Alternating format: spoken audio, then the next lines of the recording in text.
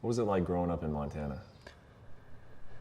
I just remember always being in sports from, I don't even know how young, like 4, playing soccer, basketball, football, and baseball. Always had something, always had a competition coming up. So I remember I did not like going to school. Like even like my parents dropped me off in kindergarten. I have vivid memories of me just crying, like not wanting to go to school, and that never changed. Like I remember being a sophomore in high school, like figuring out a way to drop out. Like I didn't want to be there. So yeah, I didn't like going to school at all. I really liked competing in athletics. Traveling basketball was probably my favorite. We'd go travel all around Montana, playing basketball. So yeah, just remember competing every weekend up until I was probably 16 years old, and that's when I started kickboxing. And then once we started kickboxing, I think I had 4 kickboxing fights, and then a couple random boxing fights here and there. When I turned 18 is when I started doing MMA. Not when I started doing MMA, but when I was allowed to fight MMA. But really, I didn't train MMA, I just kickboxed. Back home, we sparred, like that was our practice. We'd get to the gym, wrap up, and spar. So when I turned 18, and they had fights a couple times a month, 3 times a month sometimes. I remember fighting, back to back to back weekends. Really? Yeah, it was just, you didn't have a fight camp. You just, hey, you want to fight Saturday? Sure. So we'd, get the team ready, drive up, fight. I was 18 years old, and I was fighting this college wrestler, and I knew a basic armbar off my back. That's the only jiu-jitsu I knew, was a basic armbar off my back. This kid took me down, beat me up, punching me, and I'd lock on a nice armbar. I'd have to rewatch it. It was 18. I don't remember if it was that nice, but I remember locking on an armbar and popping his elbow, and he tapped. And I was just like so excited. And I already had a couple knockouts, like sweet kickboxing knockouts. So now I was like, oh, I can kickbox and do jiu-jitsu. And then so Tim saw that, and at the after party at the Sting in Great Falls, he said, hey, if you want to come down to the MMA lab and train for real, like actually see if this is what you want to do, you're more than welcome. So that was Saturday night. I called him Sunday. I'm like, hey, I'm ready to come down. So I ended up getting a flight a couple days after, and then I came down to the lab for 10 days. I was 18 years old, and I think I cried after every single practice. I was about $140, 140 pounds, like just getting worked by every single fighter at the lab, amateur, pro. Girls were probably beating me up at that time. I was just getting beat up every day, and I'd go in the back and just cry, like, what the? This is way different than I thought. Yeah. But for some reason, I was like, I could make this work. I knew I was that good of an athlete, and I knew if I'd set my mind to that, I could do that. So yeah, I remember just coming down, just getting beat up real bad. I had never wrestled a day in my life, and the lab's a pretty heavy wrestling gym. Like I'd say, a lot of good wrestlers there. And I got the sparring days, I got beat up. The wrestling days, I didn't know how to wrestle. The jiu-jitsu, I knew barely any jiu-jitsu, so it was rough. It was really rough, but I was scrappy, and some people just know how to fight. Like if you put them in the cage and said, all right, fight. There's some people that you're like, oh, that guy could be a fighter, and that was me. I could just scrap. Like I was tough, and I was gonna I was throwing down. So I remember I flew back home, and I was like, I had no idea I had no other option. I'm not gonna go. I knew for a fact I was not ever going to school. Like that just wasn't happening. And the job I had at the time was working with mentally disabled people. So I would go from 6 in the morning till 9 in the morning. I'd go to the group home. There's eight of them. I'd pick them up, help them with their morning chores, drive them to work, drop them off, and then I'd come back from like 4 to 8 or something, 5 to 8. And I'd go pick them up, bring them back, and then help them with their night chores. So I was doing that job at the time, 40 hours a week, making, I don't know how much I was making, but I was saving it all. Well, I paid off my car. I bought a car that was going to last me to be able to get down here. Paid off the car and then saved up $2,000. And then I left. I fought like April 12th. Then I left April 14th. something around those dates. And I remember I left like 6 a.m., hugged my mom and dad, and everyone was crying. I was crying. I'm like, holy shit, I'm leaving. I'm 19 years old. And I think for like the first hour, I was just kind of like crying, like scared, like driving to Phoenix. Never been anywhere other than Phoenix, like definitely not by myself besides that one time. So now I'm driving through Vegas traffic, and I'm like, never drove 4 lanes, like we only 2. So everything was just crazy. I drove straight through from my house to where I was living at the time, which was Tim's girlfriend's parents' house. How long of a drive is that? I think it was 20 hours, nonstop, got gas, was drinking Monsters, just like, no, I just excited to get there, crying, like all sorts of emotions. But yeah, 20 hours straight through. What kind of stories pop into your mind about like the early days when you were like fighting in Montana? Like you mentioned them a little bit, like where you guys would get together, you fight every week, but can you describe like where you were fighting, who you were fighting, sort of what it was like to be in the cage at that point in your life? I mean, what do you remember about that time?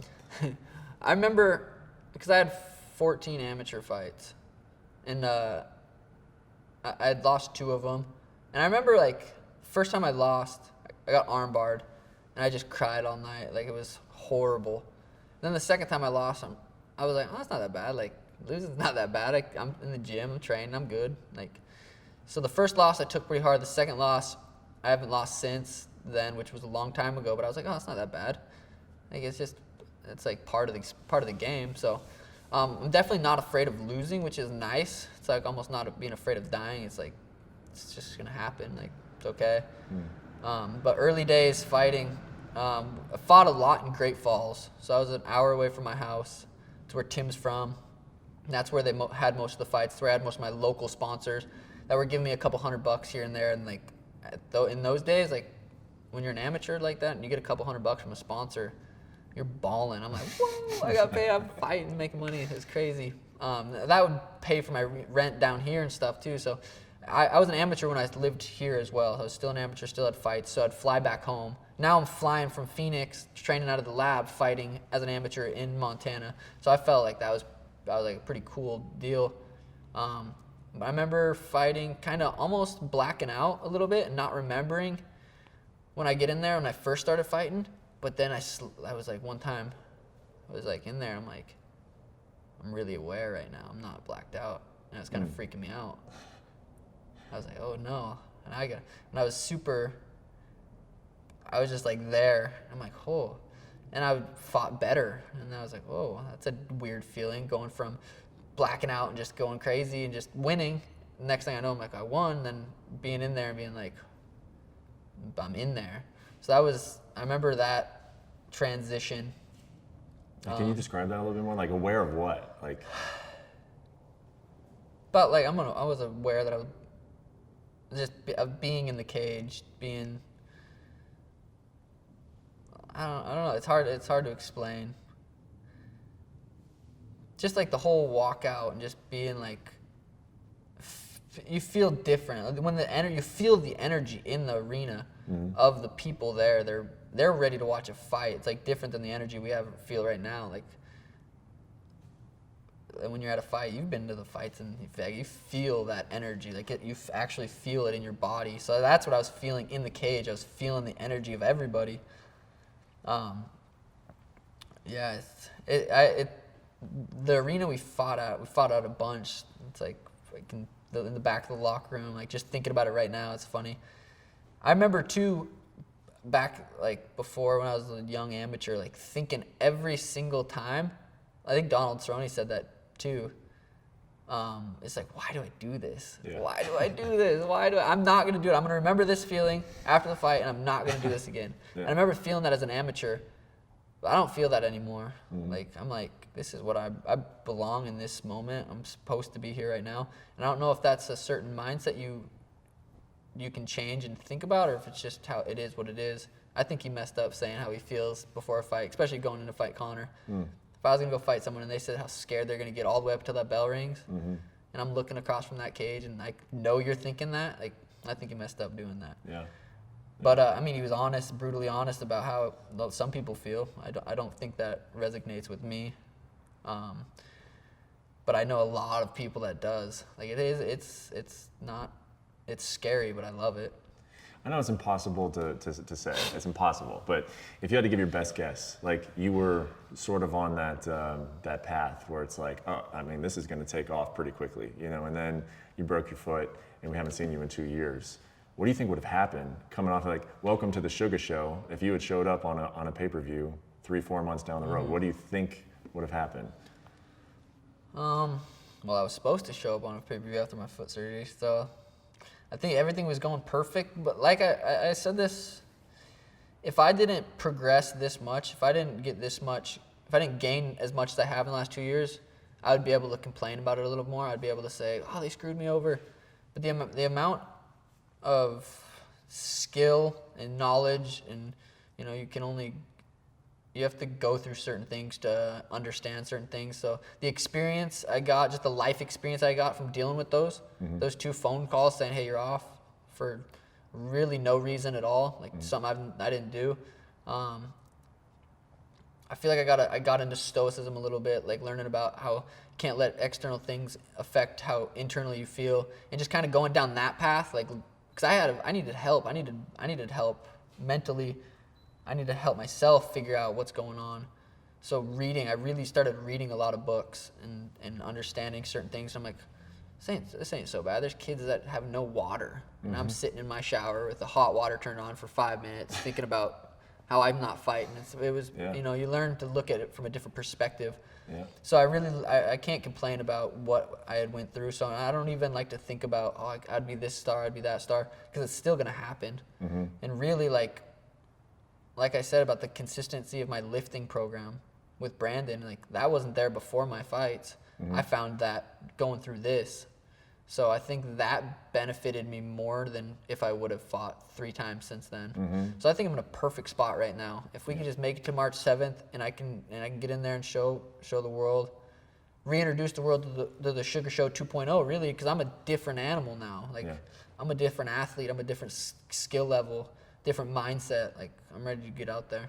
I mean, it's the most cliche thing in the world to say, a blessing in disguise. But it does, I mean, you were on a fast track that maybe would have ended up being a track that led you to something you weren't prepared for. Right. And now it's like, it seems like you're more prepared for it. Is that the way you look at it? Yeah, and fame. I love what Israel Adesanya said on the Rogan podcast. No one teaches you how to be famous, and that's a real thing. Like, whether it's like a super famous or even just a little bit of fame that I had, the whole, like, no one teaches you how to deal with that, with the anxieties that come with, oh, I need to post, I need to do this, I need to do that. This guy wants to know what I'm doing. This guy wants to know, like. So with all that, I found out how much, like, I need to create space in my life where it's, whether it's 10 minutes in the morning, just sitting with myself, my meditations, whether it's an hour, I'm gonna go sit out in the sun, or I'm gonna go on a hike without my phone.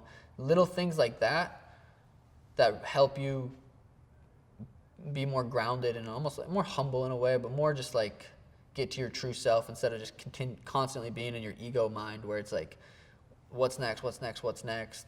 Just separating that throughout the day. But yeah, I don't think I was ready to become what I was gonna be. Like, because in my mind, still, like, I'm gonna be that Conor McGregor level. I'm gonna be up there. I want to be more famous than that. Not necessarily that I want to be, but I know I'm going to be almost. Like, it's gonna happen. The way I fight, the knockouts that I'm gonna have in the UFC, the performances I'm gonna put on, like, that's just what happens when you do that kind of stuff, and I know that's gonna happen. So I don't think I was mentally ready for that, and I think learning all the stuff I've been learning is gonna help me get through that. What kind of indication do you have that that people are ready for you to come back, that they haven't forgotten about you over the last 2 years? Like, have you got evidence of that? I mean, just like the social media engagement, it's like pretty, like, if I post a sweet picture or something, like a video or something, like, I get a good amount of views and likes and comments, and I know there's people that have a lot of followers that'll post something and no one really cares. Like, might get but like, people are ready for me to come back. I think, and it's crazy. Like I said, I haven't even, like, the 2 guys I beat aren't even in the UFC anymore. I haven't even beat anyone in the UFC, and I have a lot to prove to all, like, even the UFC roster. Like, they're looking at me like, why is this guy getting all this attention? It's just, it is what it is. But I have real skills and have that championship mindset. So I think the fans know that. And I think being about tall and skinny, like I resonate with some people that are just like, damn, this dude fights and knocks people out. Yeah. So I think they're just, they're ready, and they've been ready for like, I've been teasing them for 2 years. Like I haven't known what to tell them because they didn't tell me when I was gonna be able to fight. They didn't know if I was gonna get suspended. Like I've been waiting. I didn't know this was gonna be they were telling me I might be able to fight January 18th in Vegas. Like that was back in November, December. I'm like, I'm ready. I'll be ready. I'm basically in camp. Then they called me. We're probably not. Maybe the weekend after in, where was it? Tennessee? No, somewhere. North Carolina or something. Yeah. So I was like, all right, that's fine. That's only a week later. So I was in camp ready for that. And then they called me again. They're like, no, we're not going to do that. Let's do February 8th. Yeah. So I'm like, hell yeah, that sounds good. I'll be ready. Literally book a fight, sign a contract, February 8th, El Teco. And then they call me again. Actually, we're doing March. Texas Commission, strict, blah, blah, blah. I'm like, all right, so, okay, whatever. Sign that contract. And now it's 3 weeks, 5 days out, and I'm still just kind of questioning everything. Like, is it going to happen? Is it not? I'm going to train like it's happening, but I'm not going to get my hopes up because if someone calls me, I don't know what I'm just going to have to accept it and just do it, whatever happens. But, so I don't know. We'll see. Thanks for watching ESPN on YouTube. For more sports and analysis, download the ESPN app. And for live streaming and special content, subscribe to ESPN+.